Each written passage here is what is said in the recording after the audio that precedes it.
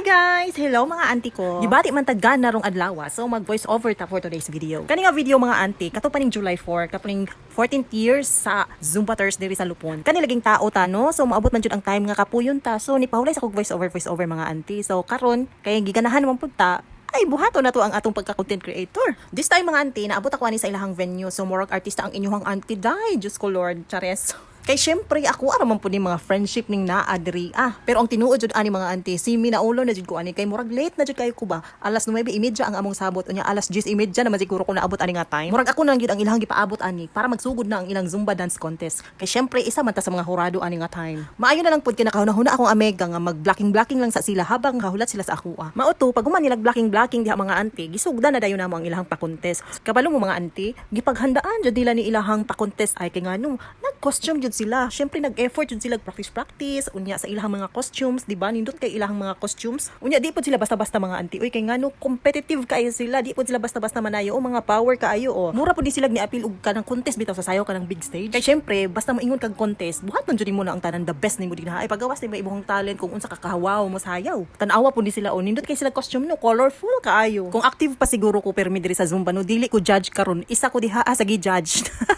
Kay syempre apil man ko sa grupo di apil ko diha sa dance contest pero sa unta man kay dili naman jud magtugma ang among schedule unya karon mga auntie kay judge man lagi ta so dili pwede nga dili nato ipakita ang atong talent dinha sa sayaw kay di man ta pwede ba judge og di pud ta kabalo masayaw no o tan-awa tanda kay natagbo og apa sa inyong auntie almost 1 year nagid ko nga wala ga zumba no so medyo nanakit jud akong kalawasan na nakita akong tuhod pagkahuman oy grabe natagbaw jud intawon ko apa sa stepping sa akong amega diri ang side so mao to mga auntie pag human og message diha sa ako ang amega nga coach nga si Nice Jan so diri na ta sa the best part ang kainan mao jud ang pinaka the best ani nga grupo kay syempre basta na itapok-tapok unya na ay zumba di gyud mawala ang kaon-kaon din ha unya kani si nanay mga auntie kabalo mo kung pila na ang iyang edad Diyos ko 79 years old na siya grabe, muzumba gihapon. Kanang nakaingon lang gud intawon ko sa akong sarili mga auntie. Makaabot pa ba kahaku ani ang edad no? Pareha kay nanay. Ginuor gud intawon na sayo na to ani.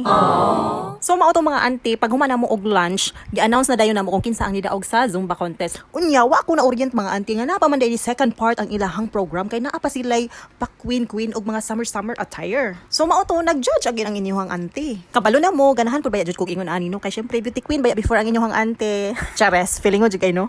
Lingaw kay ko nagtanaw sa ilaha ni mga auntie ay kay ngano kanang mura gyud sila ning join bitaw og kanang mutya ng lupon unya ginabuhat jud nila ilahang best para i-showcase lang ilahang nindot kay mga sadina.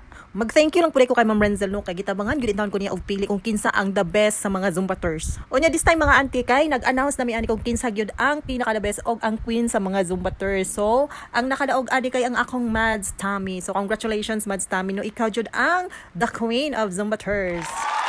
Pero bago ang tanan no, gusto na ko i-congratulate ang Zumbaters Lupon nga gipanguluhan ni Ate Mirna Rosete o kay Coach Nice Jan Wenceslao. Grabe, dako kay impact diri sa ato ang mga kababaihan diri sa Lupon. Imagine 14 years na di ay ang Zumbaters sa Lupon. So meaning taas-taas na gyud ni silang pinagsamahan. Unya before dili pud kayo daghan ang mga nangapil ani karon perti na nilang daghan na. So kung gusto mo og healthy nga kalawasan mga auntie ko, pwede kay mo join sa ilaha. Na sila schedule nga MWF every 5 AM na sila naga-zumba. Unya ang ilahang venue is dito lang sa Plaza sa Lupon. So balik na ta diri sa video mga auntie. After day atong summer attire, so naapa sila mga pag-games. Wala gyud intaw ni uli nga walay bit-bit ang inyuhang mga Zumbaters kay syempre daghan kay sila pa-premium mga auntie. Og syempre wala pud na zero ang inyuhang auntie. Oy syempre naapoy pahalipay si Auntie Mirna sa ako. Salamat.